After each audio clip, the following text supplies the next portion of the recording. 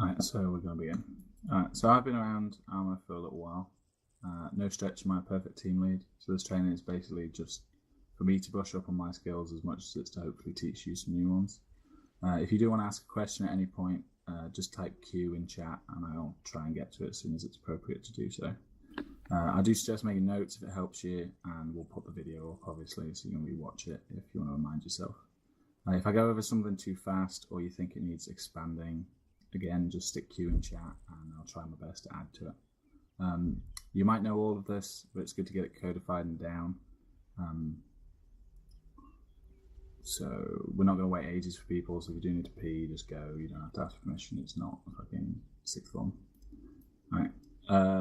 On that, having a notepad and pen is something you should all start doing, especially as team leaders, because you want to write down any info that you need to remember about the mission. Fucking hell, Pope, I'm not going to have you crunching all through this.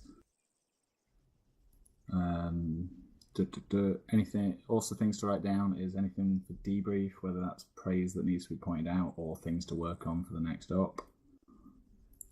As a team leader, you're going to need some basic skills. Map reading is a basic skill that will help you a lot with leading. Making mission plans, general awareness, anticipating the enemy, etc. So if we all open up our maps, there's three main things to be aware of. So along the top and bottom are your eastings, and then along the sides are your northings. We always read it across the bottom, your eastings, your x-axis first, and then your y-axis. So our current grid location, for example, is 019002. You can further break that up into sort of imaginary. If you imagine 10 little boxes in there, you can break it up into an 8-figure grid reference. So like with 019, about 3, so it'd be 01930024 would be your approximate grid reference. We don't use that a lot because we use the map markers, but it is helpful to be aware of, especially if you get it in briefings as map markers. So the next thing to be aware of is your features. So a feature is anything like a hill or a valley on the map. You can tell wherever these are by the grouped up contour lines, especially if you zoom all the way in. So if you zoom in all the way around 01500060, so just right there, you see there's like a load of contour lines all up there. You can tell what the feature is because of the height markers, those little numbers on the map. That's basically telling you the altitude of that position. So for example, can anybody just shout it out, tell me what that feature is at 013011 compared to the surrounding terrain? Anybody? Well, it looks like a plateau. It looks like a what? Plateau. It looks like a hill? Or what does everyone else think? Is that a hill? 013011? No, that's a fucking crater. It's lower. Yeah, it's a big crater because you can see on the numbers, the height markers, that it's around 113 about 40 middle lower there, than the edges. whereas around it exactly you've got 154, 155. So it's a big hole in the ground basically. The other thing, so you see at the bottom right, you've got your contour interval. That basically tells you what each of the difference between the contour lines, those lines on the map, is. So each difference between them is 5 meters if you zoom in a certain way.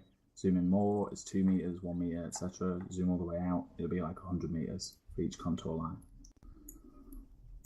Underneath that, you've got a little bar, with 50, with a number. So the more you zoom in, the more it'll be 10 meters, 5 meters. That's basically how that bar is on the map. The distance between it, that's 20 meters.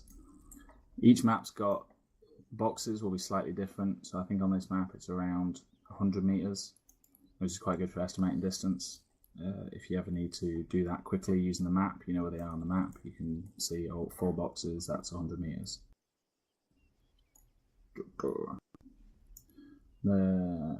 So I can't stress enough how important it is to build up that picture of the terrain in your head, like being able to know that that's a hill or that's a valley. That'll help you with your maneuvering, etc.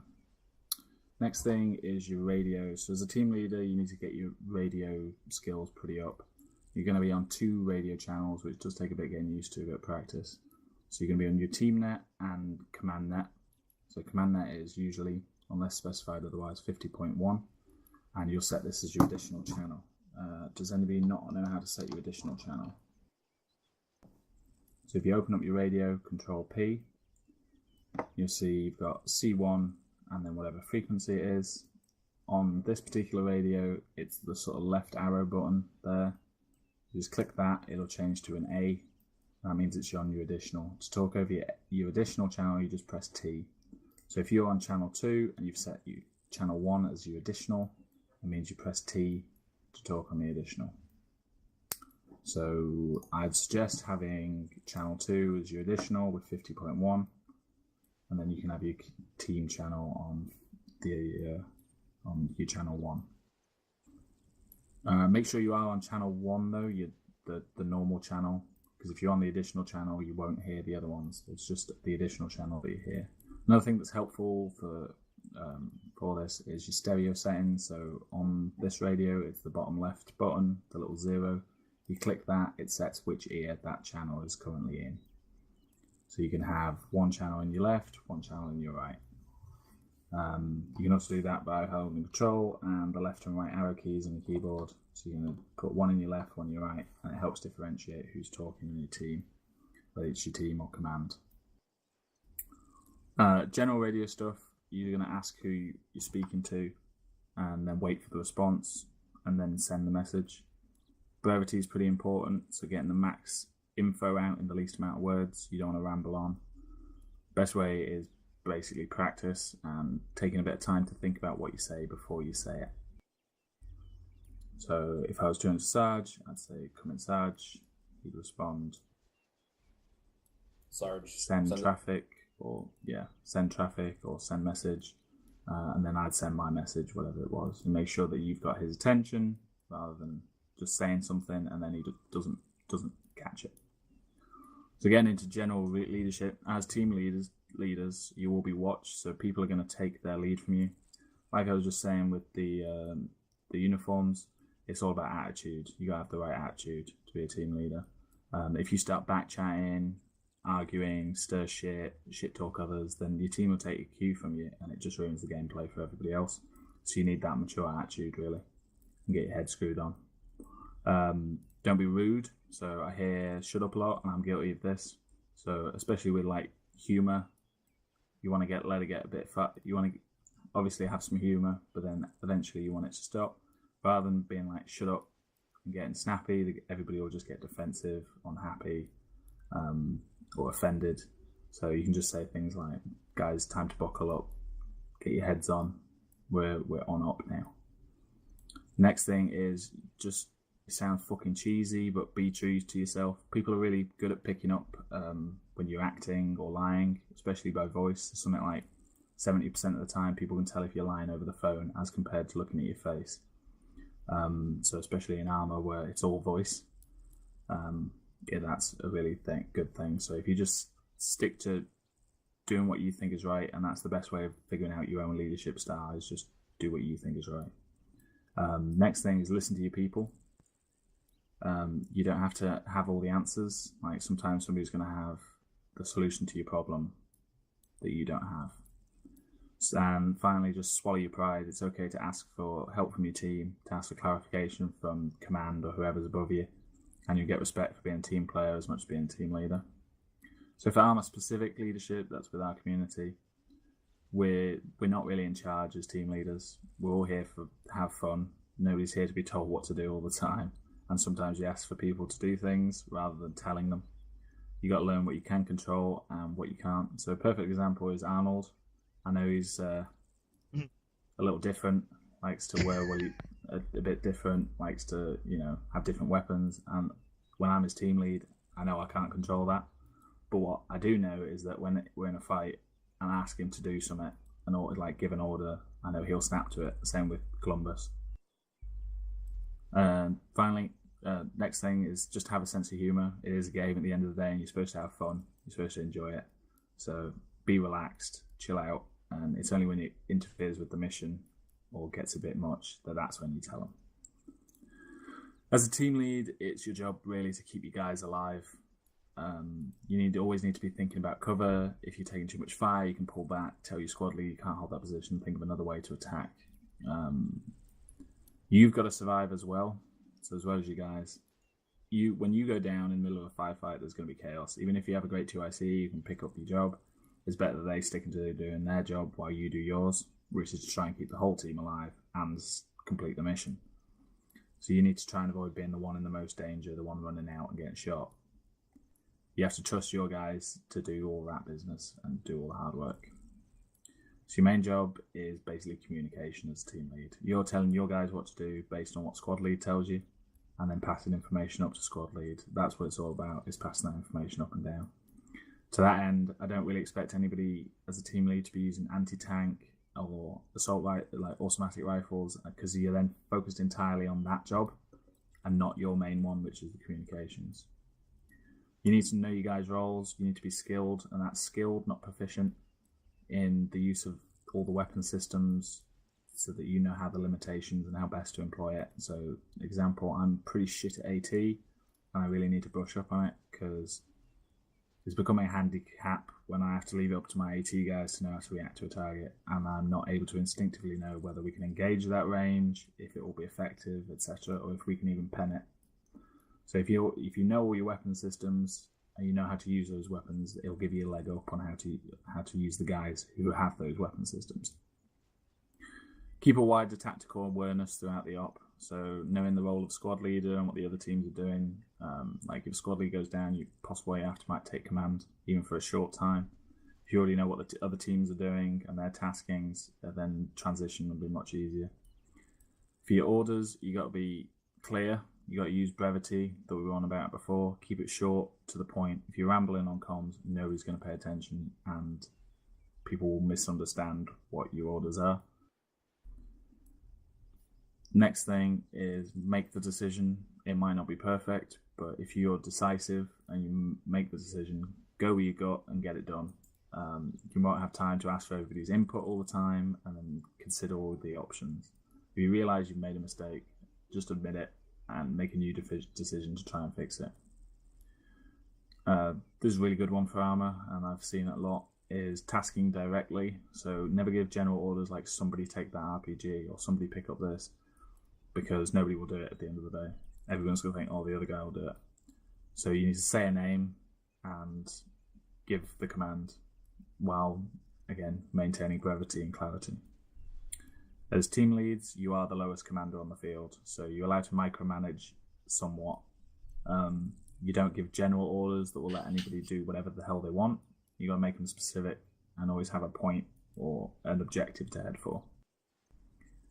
Have a little patience. Sometimes immediate action isn't the best action. So, for example, if you've got guys moving in the tree line, maybe wait for them to come out into the field so you can engage them. So sometimes the best decision to make is to hold and not do anything and let the situation play out. That's a good one to keep in mind. Don't rush into things. Finally, use your initiative. So what you'll get from squad lead is he'll tell you his intent, what he wants you to do. You've got a bit of flexibility there on how you get to do it. So feel free to be imaginative, come up with new ways of doing things. Nothing wrong with that. Any questions on any of this so far? And we'll wait for Mac to get over and get situated. You want me to go over anything? I've got a question. Go on, Willem. So if you do give, someone an order and they're being defiant, what do you do? If they're being defiant? Yeah, if I tell there's not someone much you can do. Okay. Because at the end of the day, you can either get all pissy with them, start an argument, which isn't what you want to do, or you can shoot them, which then sets a bad example. So apart from that, I'd just say move on, ignore it, leave it for debrief. If there's something that you want doing particularly, then give it to somebody else or do it yourself. If there might be like legitimate reasons as well that they're not doing it, so if you just order them to assault something that shouldn't be assaulted and you can't deal with it, maybe you've got to take a second thought about your decision. Hey Matt, if you just grab a seat, mate. We've only done some general stuff at the moment, so you won't miss anything. Yeah, We'll I just get got here. into the specifics. But can I chime in on that subject? Hey, yep. Because I've seen a lot of that since I've been in with this, and a lot of people respond the wrong way by yelling or getting angry, and other people respond the wrong way by shooting people, like you were saying. And honestly, the most active way that I've seen that actually works is if you just stay calm and explain it to someone without having the belligerence in your voice or whatever, or ask them why they don't want to do whatever it is you're asking them to do. People respond a lot better. Yeah, that's very true. And also, sometimes when you're giving orders, you don't explain your intent behind it because you're in the middle of a firefight. You don't have the time to explain it. But if you take that time and explain why you're doing what you're doing, then sometimes people respond to that better as well, because you're giving them the bigger picture sort of thing, and they feel included, and then they understand that we have to do this because the other team's under fire or whatever the situation is. Okay. Thanks. So now we've done the general stuff.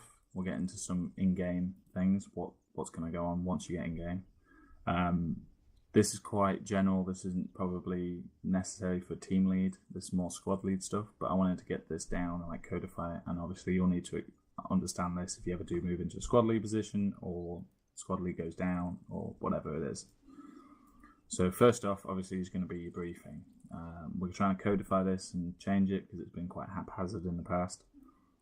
This is where you have the chance to ask you questions, and basically we're going to start using the acronym SMELT.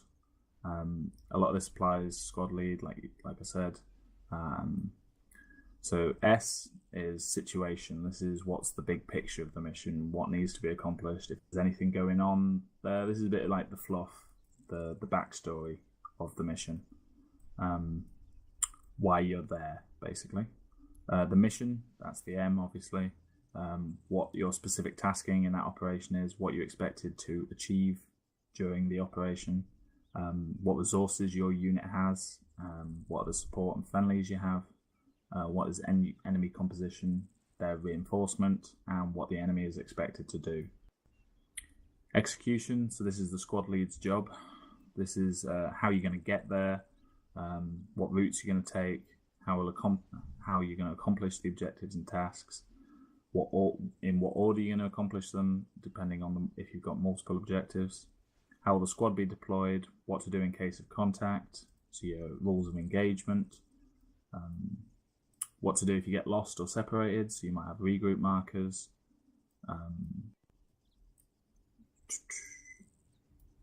what happens if you have to retreat, for example, where you're going to regroup. And this is where squad lead will use all his map markers, get it all sorted, the plan in his head. What he should also be doing is telling you his intent, so giving you the wide picture of what he wants to get achieved and how. It's quite specific, but again, this is, if you do have to go off task, you still understand the intent. You understand that we need to get to there and destroy this or clear out this area. So if the plan does go to shit, you can still follow the intent. Next one, the L will be logistics. So that's what support you have available, CAS, artillery, armor, etc. What radio channels you're going to be on, what the call signs are, the chain of command, and how to call in CAS. So sometimes there'll be specific things that you have to know in order to call it in. Finally, the T is for technical aspects. This is everything non-operation related. So medical system, how the respawn and reinforcement, because sometimes we switch them out depending on the campaign. Any other technical aspects of the mission setup, any extra gear that needs explaining and some training on. Once you've done that, you're going to go on to planning the mission. This isn't just for squad leads. This can be your own little missions. If you've got a checkpoint to get to, you'll have to keep all of these things in mind in order to plan that. And it does help. The more practice you get, the easier it'll come, and the more it'll just become natural. The main things to consider are MET. There's another acronym for you if it helps. Mission, enemy, troops available, and time. So your mission is obviously the mission you have to complete. It doesn't have to be the same as your overall mission from SMELT. It could just be getting to this waypoint and clearing this area. The best way to do the mission and what you'll need to do it. The enemy, so you got to try and anticipate what the enemy movements will be, how they're going to react to what you're doing, how you can then counter that reaction. And you can use that to lure enemies into ambushes, etc. So terrain, which is what we were talking about with the map reading, it requires a bit of the map reading. So valleys will provide defilade for you. And that's where you maneuver in the low ground. Hills give good views of surrounding terrain, but obviously you've got the chance of skylining yourself and being quite exposed. Urban centres, they provide good defence, places to hide, but they're also significant obstacles that take time to clear. Roads are easy to travel with vehicles, but are predictable and provide points of ambush. Terrain also includes the weather, so heavy fog, poor conditions that change visibility will change how you have to approach certain situations. Basically, you've got to use the terrain for protection to yourself and give you the best avenue of approach to the attack that gives you an advantage over the enemy. Troops available, that's your friendly forces. So how are they going to be deployed? So you need to keep in mind your capabilities, your equipment. So some teams might be geared towards suppression with MGs or ARs, while others will have specialist AT capabilities, explosives, etc. So you've got to think about what you've got available and how you're going to use it. That includes vehicles, for example, and how you're going to use the vehicles. You're going to be stay mounted, dismounted. Your time has got two aspects. So time available to complete the mission, you might have a certain window in order that you have to do. Usually it's so the op doesn't take 6 years. Time of day, which will greatly influence your approach to the situation. So if you've got night vision and you're in a night op, great.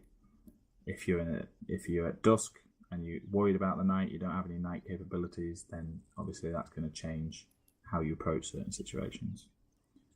Once the mission's planned, there's the mission specific brief, so that's where squad lead will say the situation, mission, smelt, and then how he's view execution. So squad lead will appreciate any questions, input, anything they can answer that will clear up the briefing so that everybody's on the same page. But it's not really your place as a team lead to question the overall plan. It just wastes time. Just because you've got a better idea of how you think it'll go doesn't mean that it's the best way. And listen to your squad lead. So when you first get to start actually doing any leading, now you've done all the briefing, etc., is your team brief. So usually just after mission briefing, you'll get your little team together. I would suggest doing it rather than just rolling out with what you got. Your first leading, you're going to need to sort out your gear. So you make sure you remind people of the basics, what they'll need, that they bring med gear. There was a couple of ops ago that I, as a team lead, completely forgot to bring any bandages. If you've got a medic, then you've got to check that they've got the right supplies. Maglite, if it's dark, for example, NVGs, radios, the right radio frequencies. Think of MET again, that, good rule to use. If you have to bring the gear for your mission, if your team is just tasked with destroying a structure, you need to bring sufficient explosives for that structure. Can I interject? Go ahead. We have in the Army, we have the same acronym MET, but we have MET-TC. And the additional T is training, making sure your people have the right training for the situation, and the C is civilian consideration. Yeah, so that's where I got it from. I got it from the Army. I just sort of shortened it for our use. Gotcha. Because training is not necessarily something we do here, and civilian consideration, we rarely have consideration for civilians. No. Yeah, fuck those. That was a joke, but obviously you got to think about that. But that sort of comes under your mission as well, whether the mission is to avoid civilian casualties. If you got any questions, just type Q in chat, and I'll try and get down to it. So for your enemy, you consider what the enemy have. So if you've got heavy armor that you're going to be going up against, you might need more specialized AT than just a single shot. You might need like Gonzaco's Moors here, something that's going to pack a bit more of a punch. Troops available, so there's no point lugging extra gear if it's going to be superfluous. So if the other team is the one that's going to be dead in the objective, you don't need to bring extra explosives. Terrain, so if you're going to be walking a lot, pack light, just bring what you need. If you're in Vix, then load up the Vix with the extra ammo just in case. Why not? And bring all the fun bits, the med supplies, bring all that morphine. Team management. So this is quite important. Good for getting your team off on the right foot. You're going to have to designate a 2IC. This is somebody that should be able to take over the team lead if you go down, basically. So there should be somebody that you trust to get it done. Use buddy teams. We use colours usually to designate buddies, and they should always stick together. They're not separate. They're just supposedly to stick together. You won't be tasking buddy teams off on completely different objectives. It's just helpful to say go here red than it is to say go here and then have to say a bunch of names. If you've got a medic, then I'd suggest keeping them as your buddy because you're the two guys that are supposed to not get shot. Ideally, we'd roll 4 in a team like we've done today. But you might have 5, you might have 6. Split it up as you like. It's up to you. Personally, I like to keep it in 2s. So if we've got a 5-man team, I'd have 2 teams plus myself, 2 buddy teams plus myself. I find that much easier than having 3s. In a 6, so for example, I'd have 3 buddy teams, with 1 being with me. So, like I said before, the team sticks together. Don't task one team to go off and sit a mile away. That's another reason I hate having DMRs and snipers, because they just want to be left on a hill to cover, when I'd rather have everybody together. Because if you leave them behind, they'll end up getting shot and you'll have to go back for them, or you'll have to wait for them as they catch up. Buddies should work together too. So if you've got an AR or a medium AT, so like Gonzaga there has got a medium AT rather than a single shot, the buddy team, they'll need an ammo bearer, and that's where those buddy teams come in. So finally, once you've finished all of that, you'd go over the mission plan again, especially the ROE, the rules of engagement. Go over radio frequencies, make sure everybody knows what the command net is if both you and the 2IC go down. 2IC should be monitoring that as well as you. You shouldn't have to switch over quickly. This is where you should say what the commander's intent is. If you do get separated, then people won't have no idea what's going on, especially if you go down.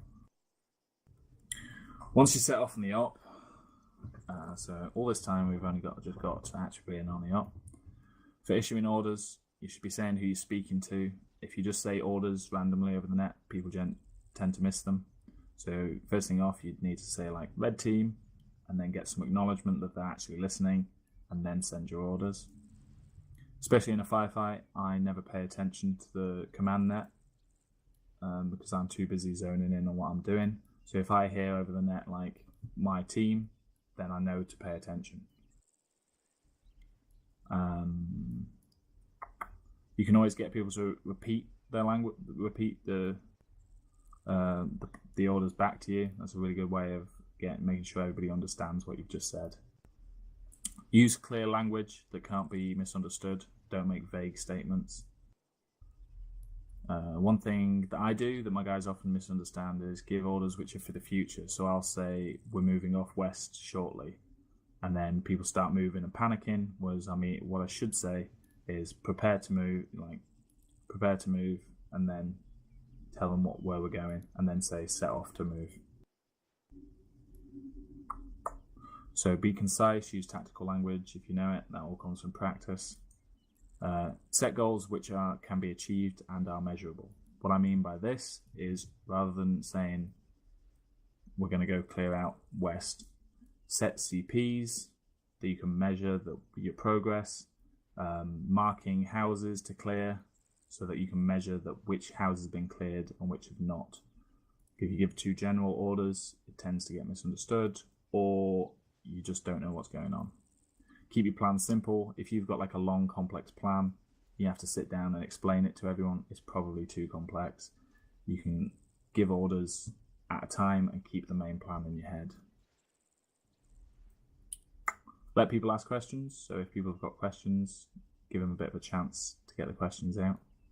And then ask questions yourself if it's orders from squad lead. If you have questions, don't hold them in, because generally they'll be pertinent. Why has everybody just stood up? That really freaked me out. Now we see who's still paying Everybody but attention. me. Oh, Arnold's blocking my view. We may have just had a whole bunch of people crash for that. Raz is like... Raz, I don't... Marshy's it's still AFK and Arnold's AFK, so... Hartley's still here. Alright. Are there any questions on anything I've said so far or comments?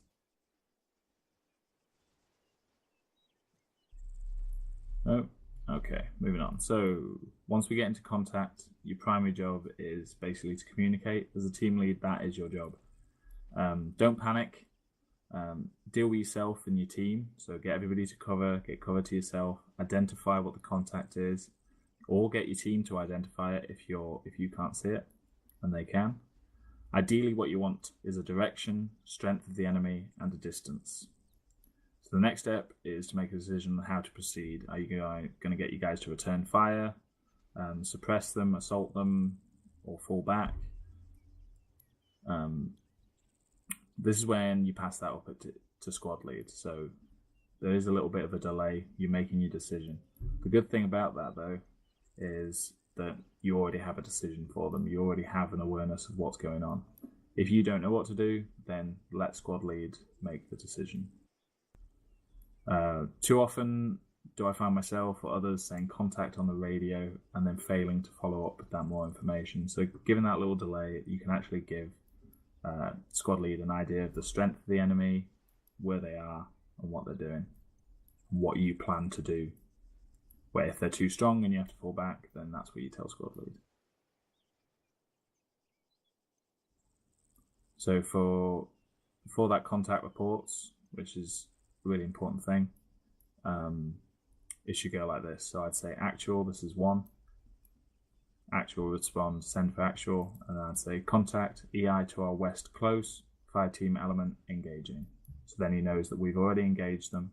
He knows what the enemy strength is, and he knows the distance. Range is really important. We never do range enough, because squad lead needs to know whether there's a guy like half a mile away, or whether he's sitting on your doorstep about to fuck you up. And everything in between.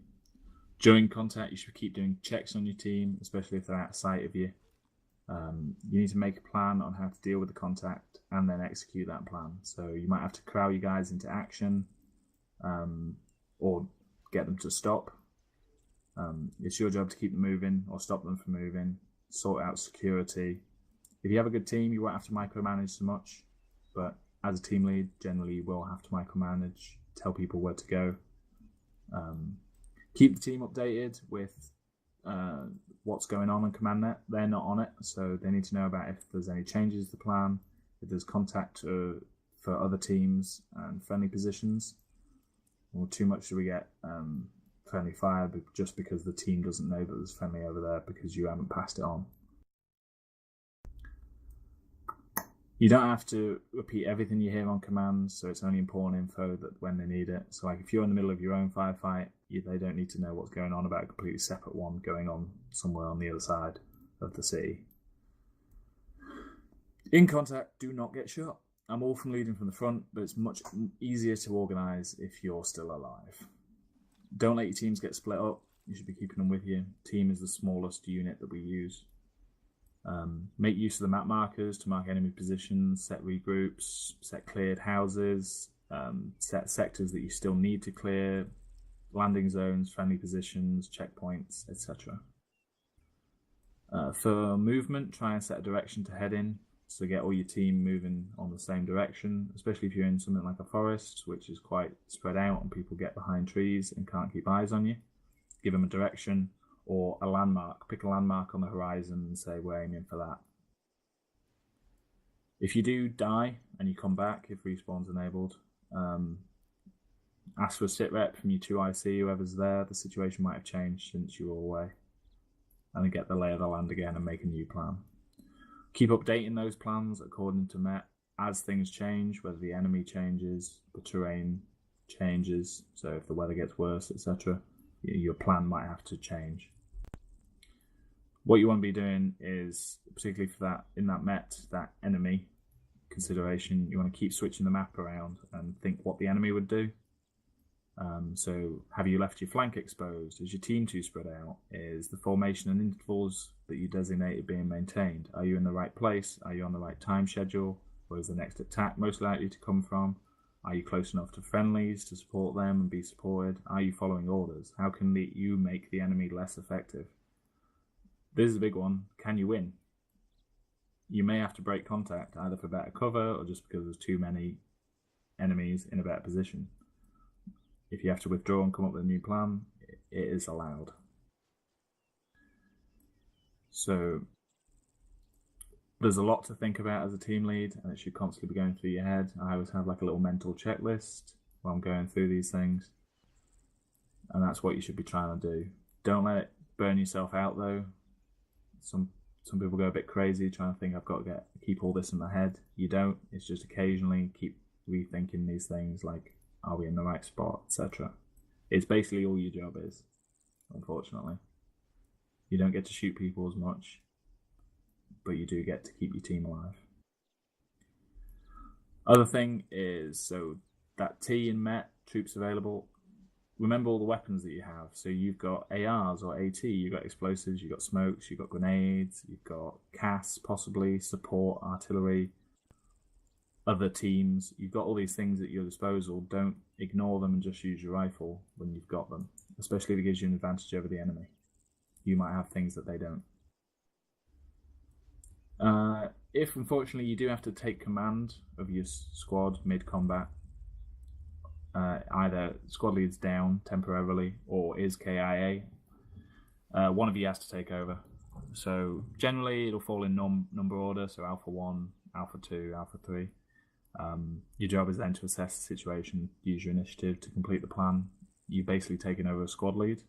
Always announce that you're taking command on the radio, on command net. So if Alpha 1 is in heavy contact and can't spend time trying to sort out squad lead, they can try and pass the buck, but don't pass it like a hot potato. Somebody has to just step up and do it, and you should be prepared for that. Usually it'll be temporary because either squad lead will respawn and come back, or he'll be just down medically for a short time. So your options really are, you can continue with the mission and just keep going until squad lead is back, or you can, if you're under particularly heavy contact, you can try and get defensive positions up, sort out medical. So if squad lead needs medical, anybody in the team needs medical, you get up your defensive positions. If you do take over, try and get sit reps from the other teams. That's where we're talking about that general awareness, knowing what the other teams are up to already helps, because that transition helps there. Keep in mind with the defensive positions as well, sometimes that isn't the best option because you just end up losing more men. So only do that if you can afford to. Sometimes the best action is to be aggressive and take out the enemy. It sometimes is a good idea to pass your team lead over the 2IC for the duration of your squad lead. So once you finish your combat, after combat, you need to get sit reps from your team. So you need to know about their ammo counts, their medical, location, and any equipment that they have remaining. If they've used all their rockets for their AT, or etc., you need to know what you've got available. So doing a quick ammo count, medical count, etc., and then get past that up to squad lead if you are short on anything. You might be able to get the resupply. Yes, Mac. Just adding on, the one thing that can take off the stress of leadership is having people check themselves. So like the medic should be calling out like, hey, is anybody injured? Oh yeah, definitely. So having either good 2ICs or, like you say, medics, so whenever Zach's in my team, I always get him to basically look after the team, and then he tells me whether we're short on anything or in need of anything, or somebody's down. So that way I can focus on the plans, etc. So if, like, especially if you guys aren't team leading, step yourself up for a 2IC role and do that job. Make sure the team's okay. You're focused on the team. Let your team lead deal with the plan. Be the big guy with the brains. So yeah, after combat, you might have to reorganize. So if you're holding a position, you got to set up security, all-round security. This is where if your team's really good, you might not even need to do it. But again, that micromanagement, tasking people directly. So I'd say like Raz, look this way, Willem, look this way, etc. And then you got to think, what do you do now? Has the plan changed because of that contact that you were just in, or can you still carry out the mission with no adjustments? Possibly, you'll be combat ineffective, and then the new mission is survival. Get out of there and without any more losses. Combat ineffective is only if you've ran out of ammo, you've got too many wounded, or KIA to complete the mission. It is possible. We have had it before. Can you repeat the first one? Any- The robot for me. Which about reorganizing? The the first part of that. So basically, you might have to reorganize if you've just had a combat, getting security up, get the medics working, make sure they're protected, task directly that people's sectors on what to look at for your security, and then if you need to change the plan at all, can you still carry out the mission, or if you're combat ineffective? Is that everything? Yep. So any questions on any of that so far, or comments? Perfect. So just some tactics now, basic things to keep in mind that hopefully keep your squad, or your team, I should say, alive. So your movement. So when you have to move, it's your job to make sure that your team know where they're going. So you're telling them over the radio. So if you say, one thing we didn't discuss with the radio that I find quite useful is to say orders to follow. It's another way of doing it if you need to get the attention of everybody on that net. Orders to follow, everybody pays attention. They know that the orders are coming. Saying prepare to move lets people give a bit of time. If you've got people like up on the top of roofs and buildings, etc., saying prepare to move gives them a bit of time to like get down to ground floor and get ready to move off in the direction. You can give them compass directions, pick a common landmark as we discussed. If you start to move out and your team is lagging behind, just slow down, let them get set in their formations. Team movement, unless specified otherwise, will usually be Alpha 1 will lead, and then Alpha 2, Alpha 3, etc. will trail, taking their navigation off Alpha 1. So that doesn't mean that they'll follow them all in a straight line necessarily. They might be off to the left or right, but it just means that they take their navigation off Alpha 1. Your reaction to contact is quite important. So using terrain to mask your movement when possible. You get to contact and get the team shooting in the same direction. So you need to get your team suppressing and get effective fire on the enemy. You shouldn't get zoned into shooting yourself at first. I don't mean shooting yourself in the head. I mean, don't shoot at the enemy yourself. You need to make sure that all your team is good and that you've got everybody in the fight. So especially with ARs, like suppression weapons, you need to make sure that they're in the fight and they're all good and they're in a good position to be effective. So then after that, you need to get your contact reports pushed to upper, your squad lead. So remember the basics: contact, direction, range, strength of the enemy, and then any extras to help guide squad lead back. So all of this so far does not require you to fire your weapon once. So once all that is sorted, then you can engage. Whoever's pressing Y, fucking stop. Once all that is sorted, then you can engage yourself, but you want to keep your awareness still. And then after combat, it's then your responsibility to sort out the medical and check on your team status, like we just said. So possible orders that you can get from squad lead is to break contact. So this can be if the enemy is too strong, but most likely you'll have one team suppressing and then squad lead will want the other team to move around and attack from a different position. Especially if all the teams have been moving together towards one point, you'll probably want somebody to go around and attack from a different side. Breaking contact's pretty simple. Either suppress them or throw some smoke, pull back to cover that shields you from the enemy, and then move into whatever position has been specified. You may have to assault the enemy, so if you're caught out in the field, for example, squad lead might just get you to charge them.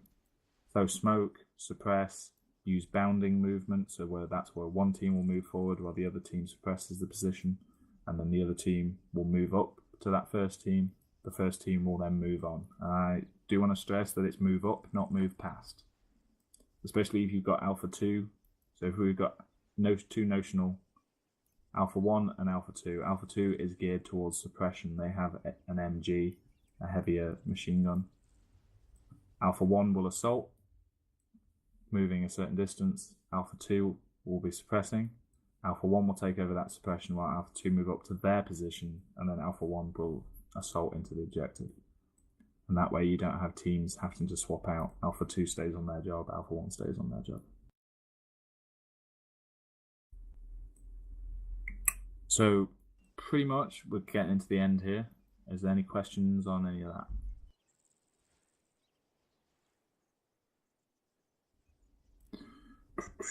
At the end of the mission, you'll be expected to evaluate your team's performance. This is the bit that I find the most scary because I don't want to offend anybody. But you don't want to be the bad guy. But it is important for improvement for the next time that you tell people what needs improving. So a couple of tips is, for everything that you say that is negative, try and come up with a positive. Having that notepad where you've put like a couple of marks down saying, oh, he did this good. Oh, but he needs to do that better. Then that helps buoy people up. A lot of the time I find on debriefs, I've had a great op and then we'll point out a load of negatives and I'll think, oh, actually it wasn't so good. Having those positives really does help your mindset. You want to give advice in good faith without malice. Be polite and always give a way to improve, not just saying that was shit. A big one here is to stay for the debrief. If you leave mid-op, then not only does it look bad on you, but it puts pressure on your team. Somebody who wasn't a team lead will have to step up to that. Squad lead will appreciate the same, giving some feedback on their performance. Always points to improve. Go on, Matt.